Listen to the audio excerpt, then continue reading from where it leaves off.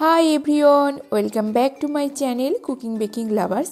আজকের পর্বে তোমাদের আমি দুটো চকলেট কেক ডেকোরেশন করে দেখাবো, একদম ইউনিক ট্রেন্ডিং কেক, যে কেকগুলো কিন্তু আজকাল খুবই ডিমান্ড।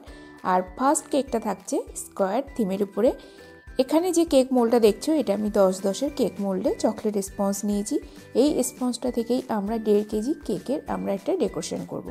কিভাবে আমরা এই কেকটা থেকে একটা 12-12 কেক বোর্ডে সেটিং করব, সমস্ত কিছু ডিটেলসের সাথে শেয়ার করছি। তো কেক এখানে আমি ডিমোল্ড করে নিয়েছি।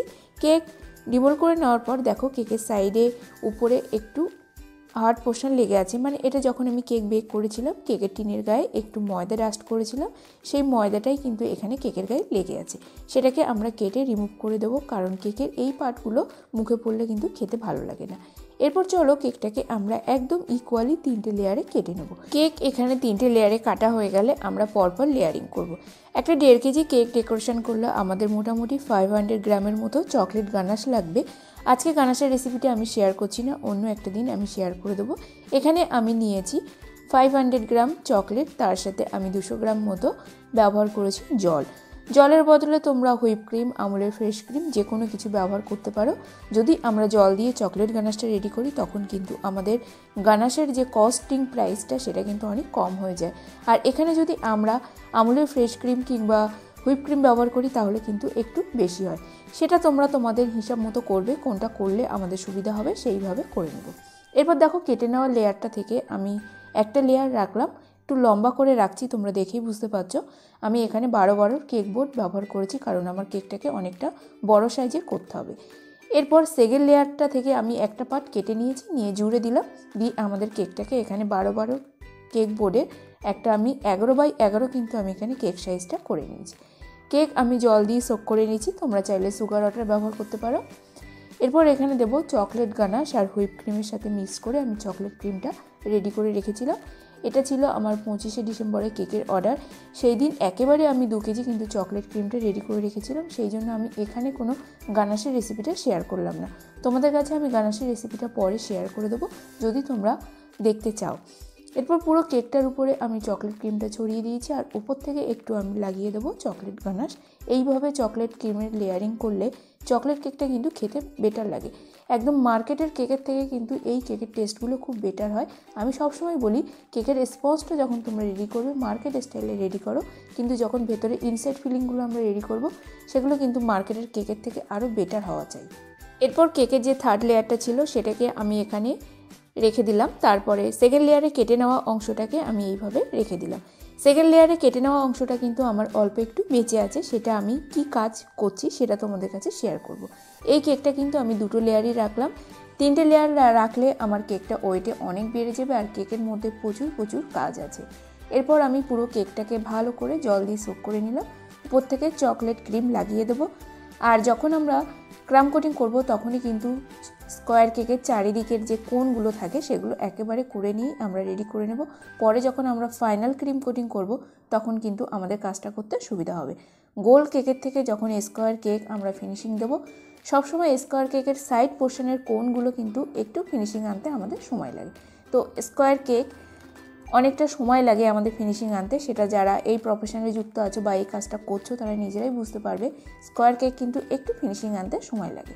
তো এখানে আমি ভিডিওটা একটু ফাস্ট করে দিয়েছি।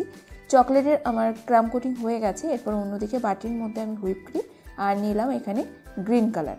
এখানে কিন্তু আমি আজকে লিকুইড গ্রিন কালারটা ব্যবহার করেছি, তার সাথে liquid yellow colour on drop মতো ব্যবহার করেছি। মানে একটু আইডিয়া তোমরা করতে পারছো হয়তো আমার কেকটা কোন থিমের উপরে যাচ্ছে।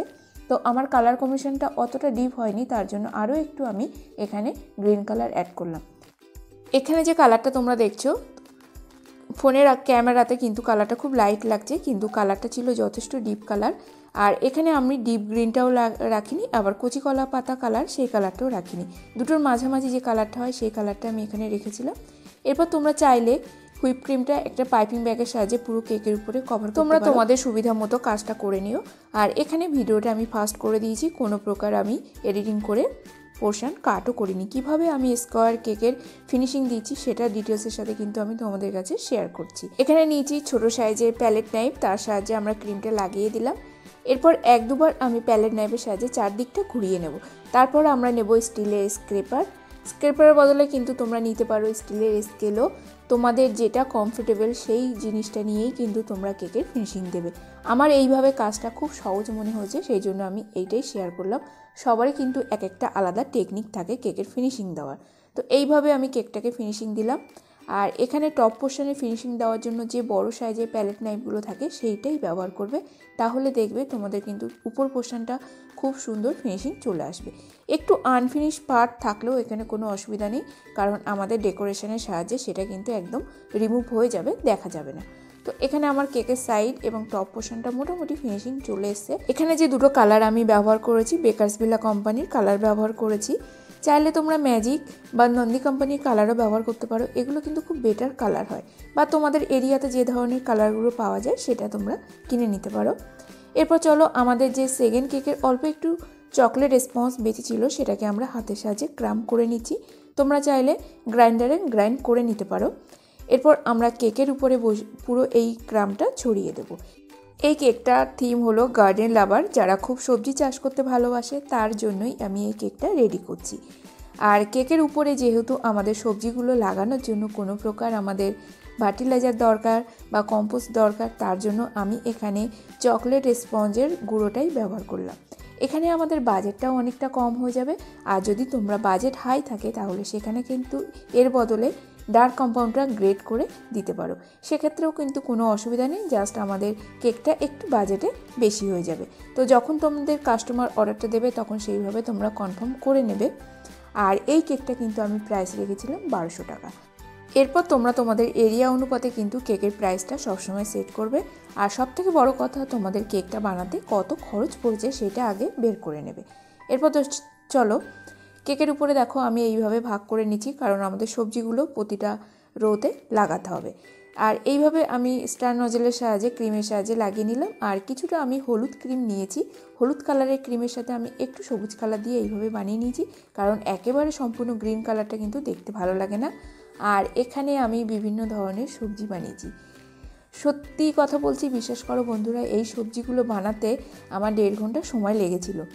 কিন্তু সবজিগুলো বানানোর পর এতটাই খুশি লাগছিল, কারণ সেই ছোট্টবেলায় আমরা যখন ছোট ছোট খেলনা বানাতাম মাটি নিয়ে, ঠিক সেই ধরনের একটা ফিল এখানে আমার হচ্ছিল, সেটাই তোমাদের কাছে শেয়ার করলাম। তো এখানে আমি বিভিন্ন ধরনের সবজি বানিয়েছি, আর সবজিগুলো কিন্তু যে খুবই ছোট। তো এখানে তোমরা দেখে বুঝতে পারছো কী কী সবজি আমি বানিয়ে নিয়েছি। সবথেকে আমার এই সবজিগুলোর মধ্যে বেটার লেগেছিল ফুলকপি। ফুলকপিটা বানানো খুবই সহজ। আর এখানে আমি টোটাল 50 থেকে 80 গ্রামের মতো আমার এখানে ফন্ডেন্ট লেগেছিল। আর ফন্ডেন্টটা আমি কিভাবে রেডি করেছি সেটা আমি দেখাতে পারিনি, কারণ সেই দিন আমার প্রচুর কাজের চাপ ছিল। আর এখন যেহেতু ঠান্ডার সময়, আমাদের ফন্ডেন্ট নিয়ে কোনো চিন্তার ব্যাপারটা নেই। আমাদের গরম এবং বর্ষার সময় ফন্ডেন্টটা একটু গলে যাওয়ার ভয় থাকে। আর উপরে যেহেতু আমি এখানে চকলেট কেকের গুঁড়োটা ছড়িয়েছি, তার জন্য আমাদের এই ফন্ডেন্টগুলো কিন্তু কোনো প্রকারে গলে যায়। ফন্ডেন্টের কাজগুলো রেডি করতে আমার 1.5 ঘন্টা সময় কেন লেগেছিল দেখো। আমার কাছে হোয়াইট কালারের ফন্ডেন্ট ছিল, তার সাথে বিভিন্ন কালারের যে ভেজিটেবলগুলো আছে সেইগুলো সবজির কালার মিক্সড করে করে আমার করতে 1.5 ঘন্টা সময় লেগেছে, কারণ জিনিসগুলো খুবই ছোট, বানাতে একটু সময় লাগে। কারো হয়তো খুব তাড়াতাড়ি হয়ে যায়, আবার কারো একটু সময় লাগে। এখানে সবথেকে বেশি সময় লাগে ভেজিটেবলের উপরে পাতাগুলো বানাতে, কারণ পাতাগুলো দেখো খুবই ছোট। তো আজকে ভেজিটেবল থিমের উপরে কেক ডেকোরেশনটা কেমন লাগলো বন্ধুরা, অবশ্যই কমেন্ট করে জানিও। ভালো লেগে থাকলে লাইক, কমেন্ট, শেয়ার, সাবস্ক্রাইব করতে ভুলো না। তার সাথে আমার চ্যানেলের রেসিপি এবং ভিডিওটা প্রচুর শেয়ার করো। তোমাদের প্রচুর রিকোয়েস্টেড ভিডিও আমার জমা হয়ে গেছে, আমি ধীরে ধীরে তোমাদের ভিডিওগুলো শেয়ার করব। সবার প্রথম আমি শেয়ার করব কিন্তু এই সপ্তাহের মধ্যে ব্রাউনি রেসিপি। এখানে আমাদের ভেজিটেবল থিমের উপরে কেক ডেকোরেশনটা কমপ্লিট হয়ে গেছে। এরপরে চলো আমরা দেখে নেব সেকেন্ড কেক ডেকোরেশন। সেকেন্ড কেকটাও কিন্তু চকলেট ফ্লেভার। এই কেকটা ডেকোরেশন করার জন্য দেখো আমি নিয়েছি সিলিকনের ব্রাশটা নিচের দিকে আমি একবার টেনে দেব, তারপর আস্তে আস্তে হাতটা ওয়েভ করতে করতে আমরা উপরের দিকে তুলব। এইভাবে আমরা ওয়েভ ডিজাইনটা কমপ্লিট করে নিলাম। আর এই কেকটার ওয়েট ছিল 1 কেজি।